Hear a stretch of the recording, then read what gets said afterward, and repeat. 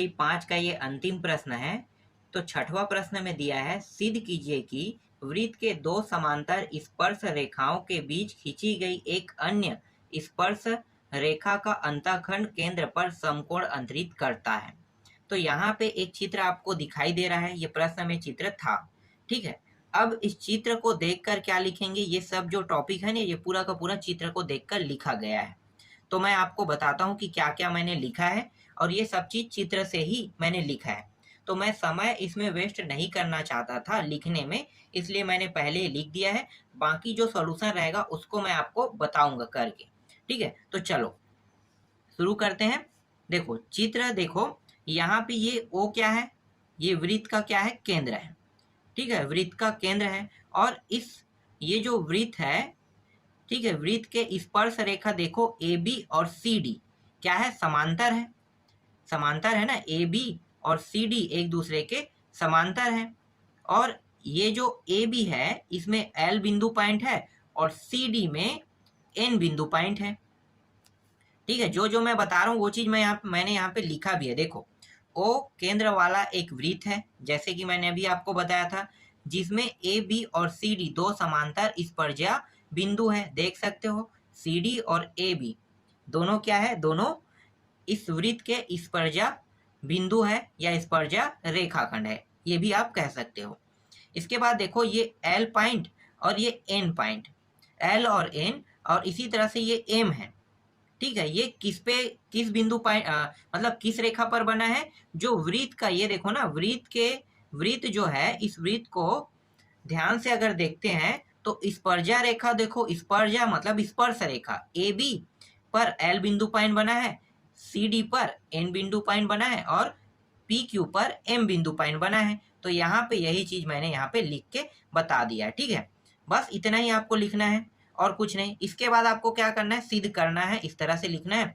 और सिद्ध करने के लिए क्या कहा है, सिद्ध करने के लिए कहा है कि जो ये जो P है और ये O बिंदु है ना, O है और Q है, POQ, इसका मान कितना है ये बताना है। मतलब यहाँ पे कितना सिद्ध करना है, 90 अंश। ठीक है, 90 अंश अगर आ जाता है तो हमारा आंसर सही रहेगा। अब रचना करते हैं। तो रचना में देखो वृत्त के जो ए बिंदु पॉइंट है ना, उससे कितने रेखा खींचा गया है। तो देखो एक तो यहाँ पे ओ एन खींचा गया है, तो देखो यहाँ पे मैंने लिखा भी ओ एन। फिर दूसरा क्या है, देखो ओ एल भी है, ओ से ही खींचा गया है ना, ओ एल को मिला रहे हैं तो मतलब ओ एल हो गया, फिर ओ क्यू हो गया, ओ एम हो गया और ओ पी हो गया। तो देखो पांचों नाम यहाँ पे मैंने लिख दिया है, इन सभी को क्या किया, मिलाओ कह के लिख दिया, ये रचना हो गया। अब आगे बढ़ते हैं, ओरिजिनल हल में आते हैं, उत्पत्ति। ठीक है, तो उत्पत्ति देखो, उत्पत्ति में मैंने लिखा है किसी भी बाह्य बिंदु से एक वृत्त के प्रति अंकित स्पर्श खंडों की लंबाई समान होती है, कह रहे हैं। कैसे, देखो जो मैंने ये लिखा है इसका अर्थ क्या होता है समझना आप।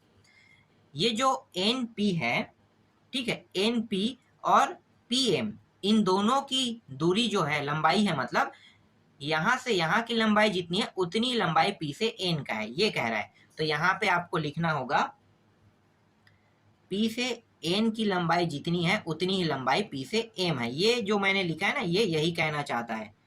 और इसी तरह से देखो एक और है नीचे में, यहाँ पे एल क्यू और क्यू एम, ये भी क्या है, एल क्यू जितना है उतना ही क्यू से एम होगा।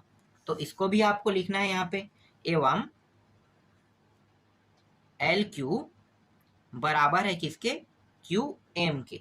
ठीक है, इसे मैं समीकरण 1 नाम दे देता हूं। यहां तक आपको समझ में आ गया। ठीक है, अब आगे हल करते हैं। तो देखो ये जो एन ओ एम पी देख रहे हो, ये क्या बना रहे हैं, चतुर्भुज बना रहे हैं। और इस चतुर्भुज को ये जो ओपी रेखा है दो हिस्सों में बांट रहा है, मतलब दो त्रिभुजों का निर्माण हो रहा है। तो दोनों त्रिभुजों को लेकर हल करेंगे। तो एक त्रिभुज है ओ एन पी और दूसरा है ओ एम पी। तो लिखो यहाँ पे त्रिभुज ओ पी एन तथा त्रिभुज ओ पी एम में। ठीक है, क्या क्या करने वाले हैं भाई, तो यहाँ पे जो ये त्रिभुज है ना, इसमें भुजाओं को पहले बराबर देखेंगे। तो पहले ही मैंने यहाँ पे देखो पी एन पीएन भुजा और पीएम भुजा को मैंने पहले ही बराबर बता दिया है। इसके अलावा एक त्रिभुज में कितने भुजा और हैं? 3 भुजा होता है, जिसमें से एक एक भुजा को मैंने दोनों त्रिभुजों में बराबर बता दिया है। बचा है कितना? 2-2 भुजा बचा है, मतलब 2 भुजाओं को और बताना है। तो यहाँ पे देखो, ये ओपी जो है इसका भी भुजा है और इसका भी भुजा है, इस वाले त्रिभुज का, तो दोनों के लिए बराबर हो रहा है। तो यहाँ पे लिखो ओपी बराबर ओपी, हो गया दोनों में। दूसरा भुजा भी बराबर। एक और भुजा बचा है, उसको भी बराबर देख लेते हैं। तो देखो, ये ON और OM ये भी बराबर है। कैसे बराबर हो रहा है? क्योंकि ये दोनों क्या है, ये भी त्रिज्या है और ये भी त्रिज्या है, और एक वृत्त में त्रिज्या का मान अलग अलग नहीं हो सकता, इसलिए ON और OM भी बराबर होंगे। तो तीनों भुजा बराबर हो गया। ठीक है, अब कोण को देख लेते हैं, इसमें कोण कितने हैं? तो कोण भी 3 है, तो तीनों कोण भी इसमें बराबर होगा। लेकिन यहाँ पे देखो, इस कोण का मान x और x दिया है, तो इस त्रिभुज में इस वाले कोण को लो और इस त्रिभुज में इस वाले कोण को लो, और दोनों त्रिभुज का मान x है, मतलब दोनों कोण भी क्या होंगे? बराबर होंगे ही होंगे। तो यहाँ पे NOP और MOP दोनों क्या है? बराबर है। तो लिखो कोण NOP बराबर है कोण MOP के। इस तरह से यहाँ पे इसे पहला, दूसरा और तीसरा इस तरह से नाम दे देते हैं। समझ में आ गया ये? चलो आगे देखो। अब यहाँ पे जब भुजा बराबर है, इसका मतलब क्या है? सभी कोण भी बराबर होंगे। तो यहाँ पे कौन सा नियम लागू हो रहा है? यहाँ पे नियम लागू हो रहा है, समरूपता प्रमेय नियम लागू हो रहा है। तो लिखो समरूपता प्रमेय से। ठीक है, तो पहले आपको इन दोनों त्रिभुज को बताना है, OPN इस तरह से बराबर, और ये जो निशान है और ये बराबर है ना, ये दर्शा रहा है कि कोण भी बराबर है और भुजा भी बराबर है। मतलब इसके कहने का मतलब ये है कि यहाँ पे समरूपता प्रमेय लग रहा है, समरूपता प्रमेय से। ठीक है, यहाँ पे कौन सा प्रमेय लग रहा है? समरूपता प्रमेय। समरूपता प्रमेय का मतलब आप जानते हो? नहीं जानते हो? तो मैं बता देता हूं कि समरूपता जो प्रमेय है, कोई भी त्रिभुज, दो त्रिभुजों को जब हम मैच करेंगे तो दोनों त्रिभुजों की भुजा की लंबाई समान समान अगर निकलता है ना, संगत भुजा मतलब सेम भुजा की लंबाई। एग्जाम्पल पे मैं आपको बताता हूं।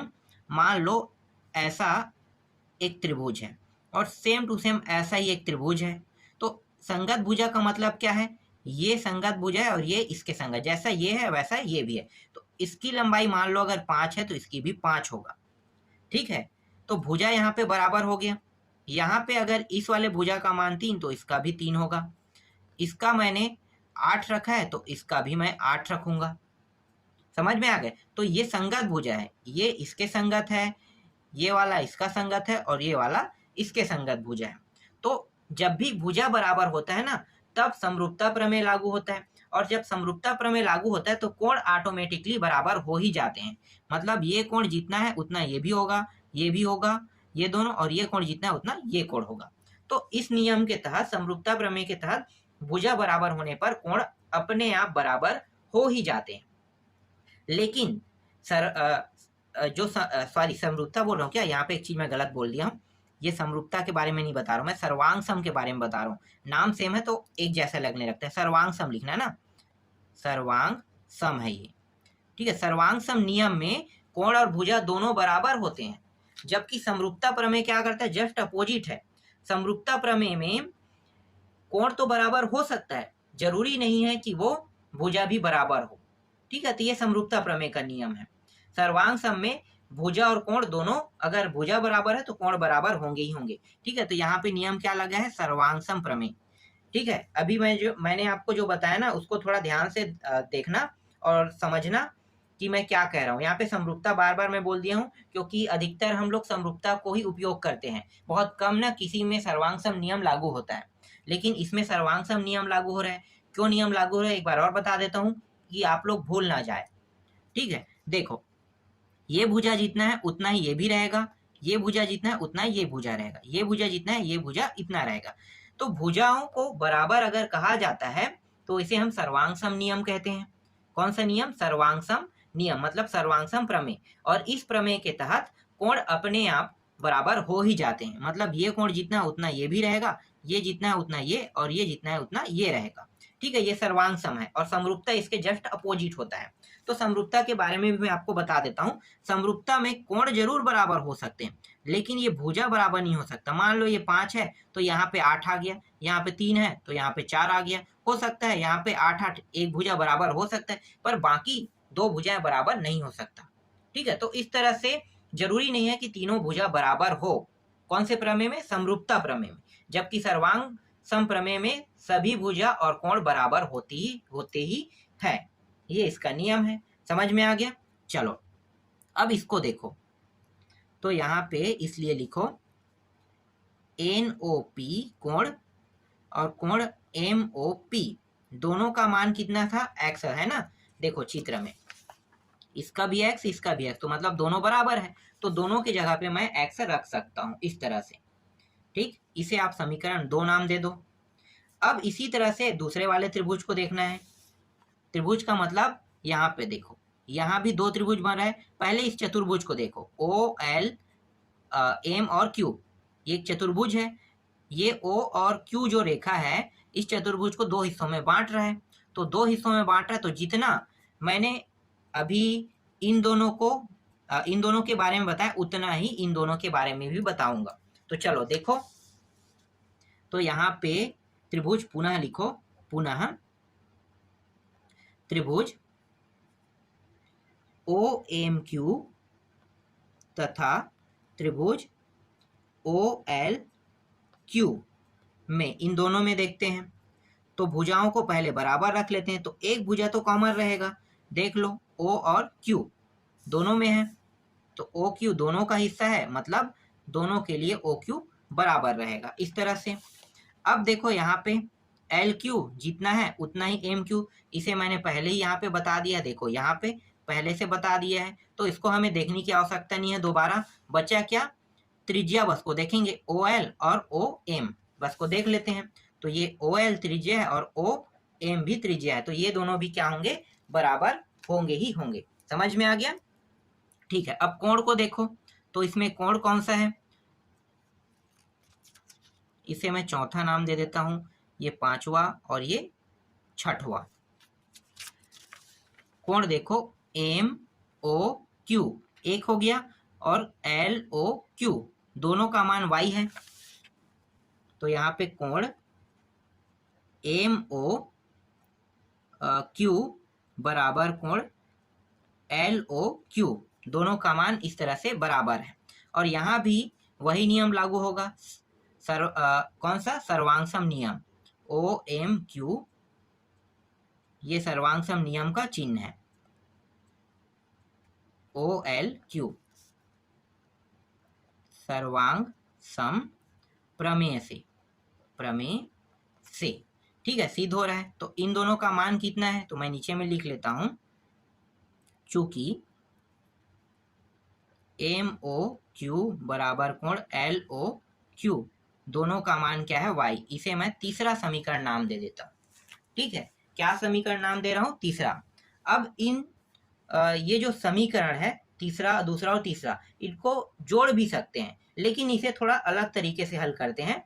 अब क्या करने वाले हैं? देखो, एक चतुर्भुज को फिर से देखना है। चतुर्भुज को कहो या फिर आप कहो कि वृत्त का रेखा देखना है। ठीक है, ये चतुर्भुज को आप देखोगे तो भी आपको ये व्यास को देखना ही होगा। व्यास क्या है? N और L, ये क्या है? व्यास रेखा है ना। तो इस व्यास रेखा को अगर ध्यान से देखो तो एक रेखा कितने अंश का कोण बनाता है? 180 अंश का कोण बनाता है ना। एक रेखा 180 अंश का कोण बनाता है। अगर इस रेखा को 2 हिस्सों में बांट देते हैं, जैसे कि ये OM बिंदु जो है 2 हिस्सों में बांट रहा है, तो 180 अंश को 2 भागों में डिवाइड कर दिया। फिर एक और रेखा इस साइड से, देखो एक रेखा तो पहले से हमने बीच से खींच दिया, अब किनारे से मैंने एक रेखा और खींच दिया ON, तो कितने हिस्सों में बढ़ गया? 1, 2 और 3 हिस्सों में। एक और रेखा मैं यहाँ पे खींच देता हूं। ठीक है, कौन सा रेखा? O और Q रेखा। तो कितने हिस्सों में बढ़ जाएगा? 1, 2, 3, 4, 4 हिस्सों में 180 अंश बढ़ जाएगा। और अगर इन चारों को जोड़ेंगे तो इन चारों का योग कितना होगा? 180 अंश होगा। बिल्कुल होगा 180 अंश। तो इन चारों कोणों को जोड़ दो। तो लिखो यहाँ पे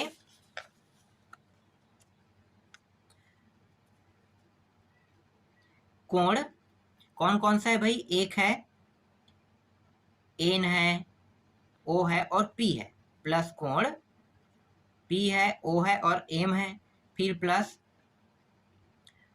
एम है, ओ है, क्यू है, फिर प्लस एल है, ओ है और क्यू है। इस तरह से चारों कोणों को जोड़ेंगे तो कितना प्राप्त होगा, 180 अंश।